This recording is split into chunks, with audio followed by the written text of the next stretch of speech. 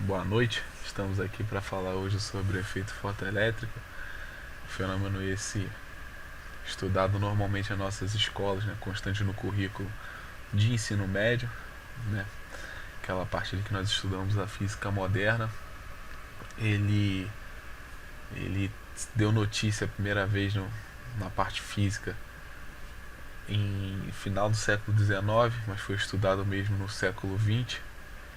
É um dos principais, se não o principal, ali que dá entrada para a nossa conhecida física moderna, né?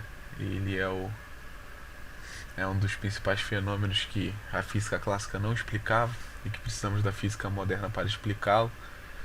Então a gente vai falar um pouquinho sobre ele aqui, vai abordá-lo de forma simples, com, com uma visão do ensino médio para, para essa visão, né, do conteúdo aqui do fenômeno do efeito fotoelétrico. Vamos falar sobre os físicos que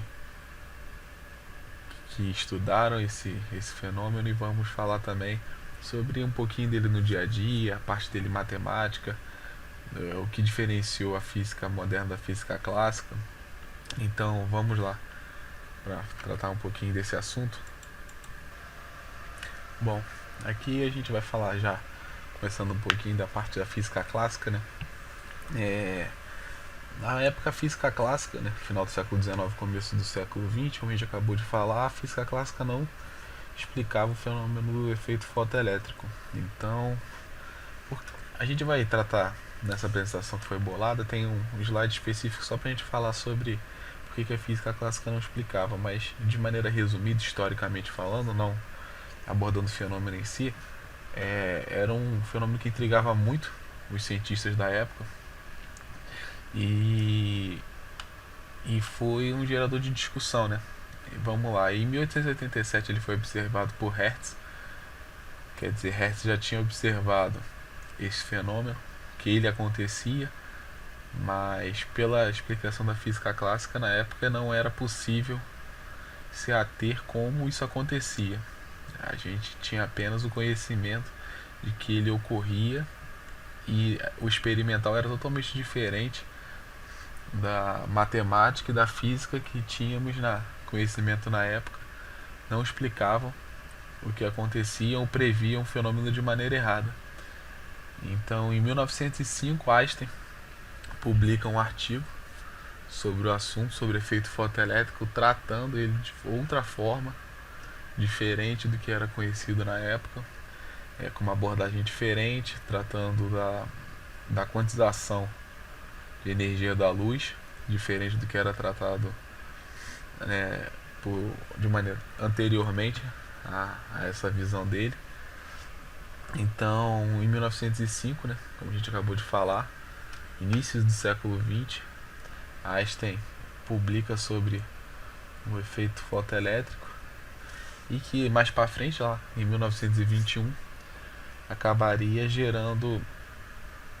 tornando, na verdade, né, o ganhador do prêmio Nobel de Física. O que é curioso nesse aspecto e nos cabe ressaltar aqui é que Einstein, na época, ele já imaginava que ele não ganharia o Nobel de Física pela relatividade, né, que é um dos seus trabalhos mais conhecidos, se não o mais conhecido.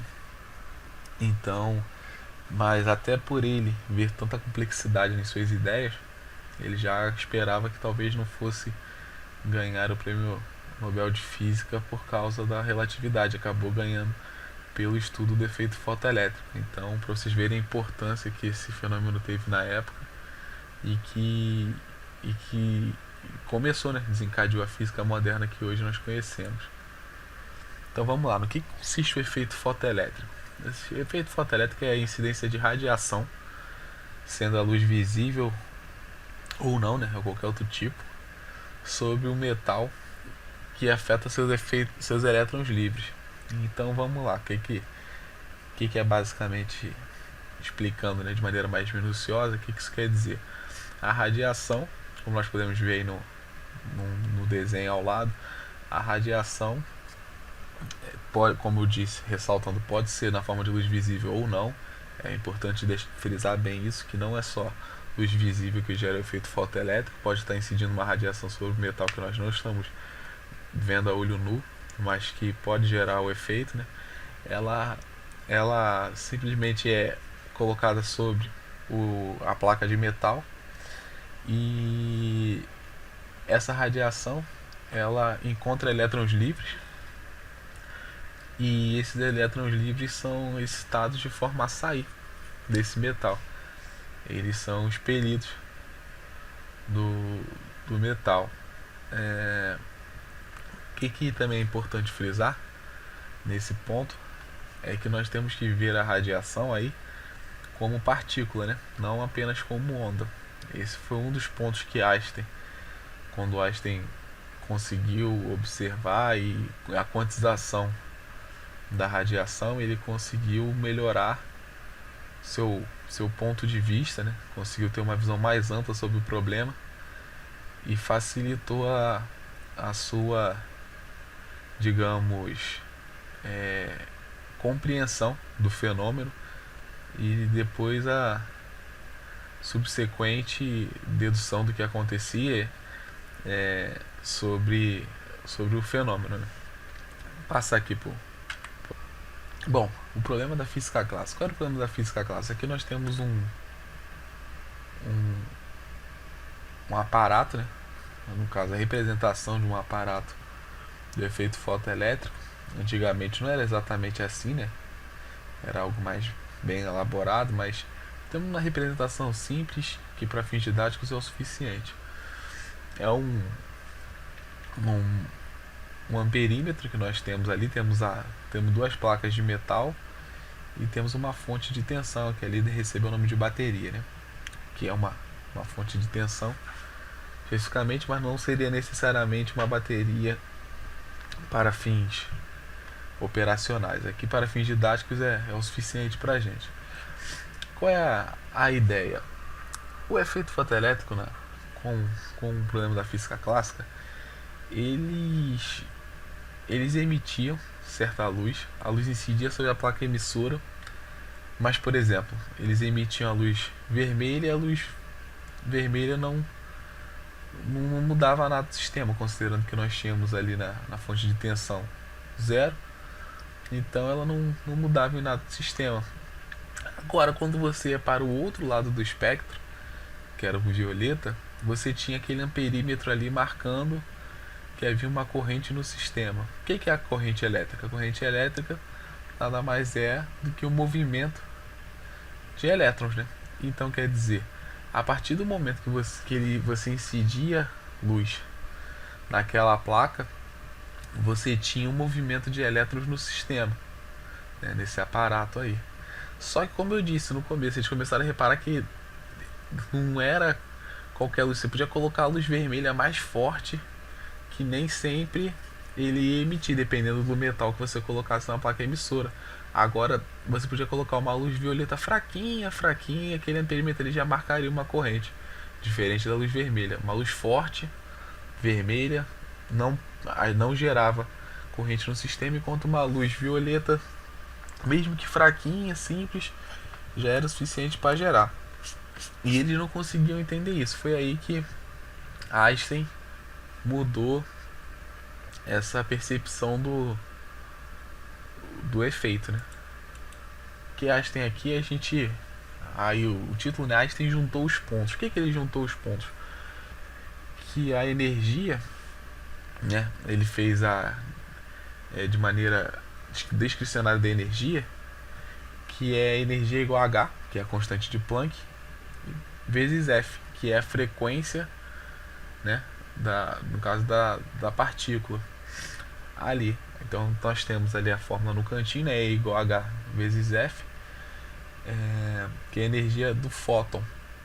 O que ele botou ali, fóton de luz incidente, mas como a gente falou, pode ser qualquer radiação gama, raio-x, ultravioleta, pode ser qualquer uma das conhecidas no nosso espectro. Então, quer dizer, nós temos ali a energia do elétron, vai ser igual a energia do fóton menos a função trabalho do metal. Qual é essa função trabalho do metal? Essa função trabalho do metal aí nada mais é do que a energia mínima para arrancar elétrons. Isso aí cada metal vai ter o seu. Entendeu? A gente tem aqui no canto, à direita, uma tabela de função trabalho de alguns metais: alumínio, prata, ferro, cobre e ouro, né? Temos aí respectivamente o valor da função trabalho de cada um.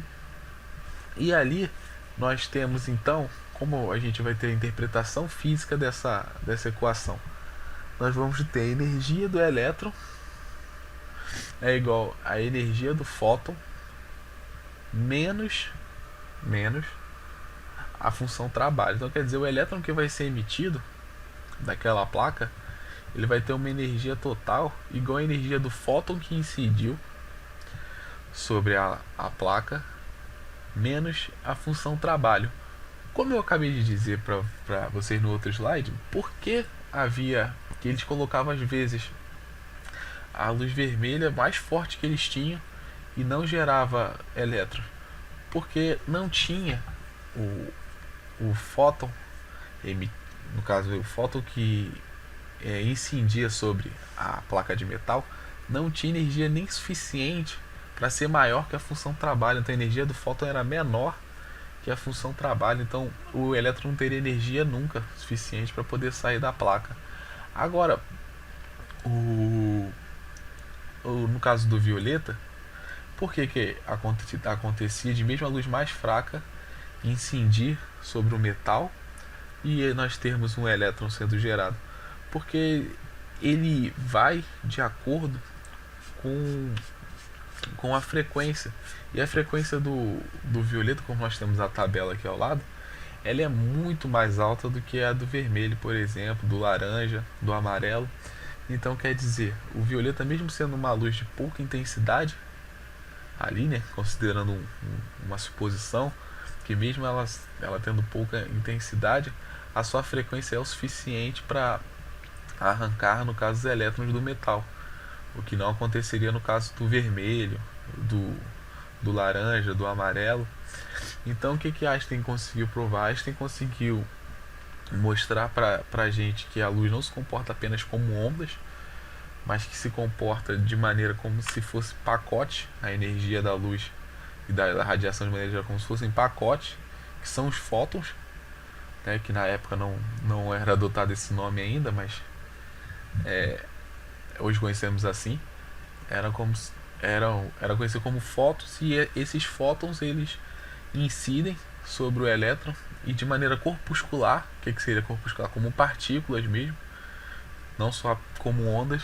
Essas partículas entram em contato uma com as outras e essa colisão ocasiona a expulsão dos elétrons mais externos, no caso dos átomos do metal, e esses elétrons, do metal, tendo a função trabalho rompida, né?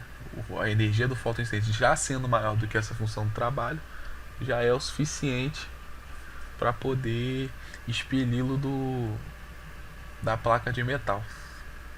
Aqui nós temos o valor da constante de Planck ali, né?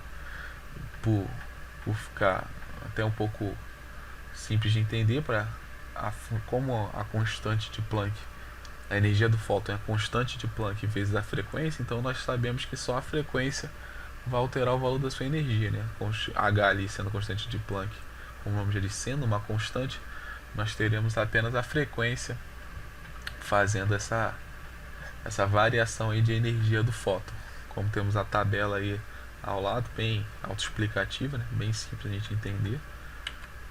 E nós temos as aplicações. Quais são as aplicações? Nós temos controle remoto, por exemplo, que de acordo com uma certa frequência, né, ele manda o comando para a televisão, e a televisão com fotossensores recebe esse sinal. E também nós temos a iluminação pública, né, que as luzes, os postes, não tem ninguém que fica ali apagando e acendendo os postes diariamente, né? São fotocélulas que ficam nos postes e de acordo com a iluminação eles acendem e apagam de acordo com a luz incidente sobre essa fotocélula, reage também na parte do efeito fotoelétrico e fazendo-os acender e apagar. Bom, eu acho que falei tudo que tinha para falar sobre o efeito fotoelétrico. Espero que tenha sido esclarecedor, que ajude-os e que tenha concluído o meu objetivo, que era de passar um pouquinho de conhecimento aí sobre física moderna, um pouquinho da história da física moderna também, e sobre esse fenômeno aí tão importante para alçar a física na época a outro nível. Bom, é isso.